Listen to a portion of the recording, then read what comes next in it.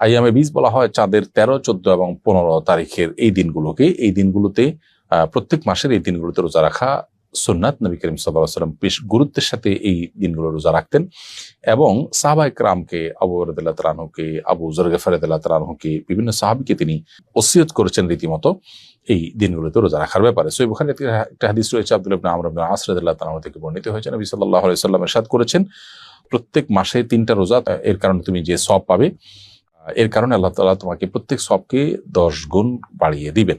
এবং এই দিনগুলো রোজা রাখা আর সারা বছর রোজা রাখা সমান। অর্থাৎ প্রতি মাসে 3 দিন করে রোজা রাখলে ইনশাআল্লাহ বিইذনিল্লাহ সারা মাস রোজা রাখার সওয়াব হবে। এভাবে 3 দিন করে নিয়মিত রাখলে সারা বছর রোজা রাখার সওয়াব পাওয়া যাবে।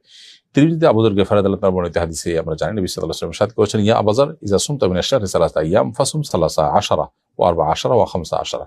আবু যর গিফারিকে নবী সাল্লাল্লাহু আলাইহি ওয়াসাল্লাম বলেছেন, তুমি 3 দিন যখন মাসে রোজা রাখতে যাবে তখন 13, 14, 15 রাখবে। এবং তিনি ওসিয়ত করেছেন। এজন্য এই দিনগুলোতে রোজা রাখা জরুরি। এছাড়া রুকিয়া বিশেষজ্ঞগণ তারা বলেন যে সেহের, ব্ল্যাক ম্যাজিক আজকাল ঘরে ঘরে মানুষ এটা দ্বারা আক্রান্ত। এটা থেকে আত্মরক্ষার জন্য আইয়াম বীজ রোজার বিশেষ উপকারিতা রয়েছে, এর বিশেষ সুফল আছে। এই জন্য চাঁদের 13, 14, 15 এই দিনগুলোতে আমাদের রোজা রাখতে সচেষ্ট হওয়া উচিত। স্বাস্থ্যের জন্য এটা ভালো মাঝে মধ্যে রোজা রাখাটা। অতএব সেই দিক থেকে আইয়াম বীজ রোজা রাখার অভ্যাস আমাদের করতে হবে।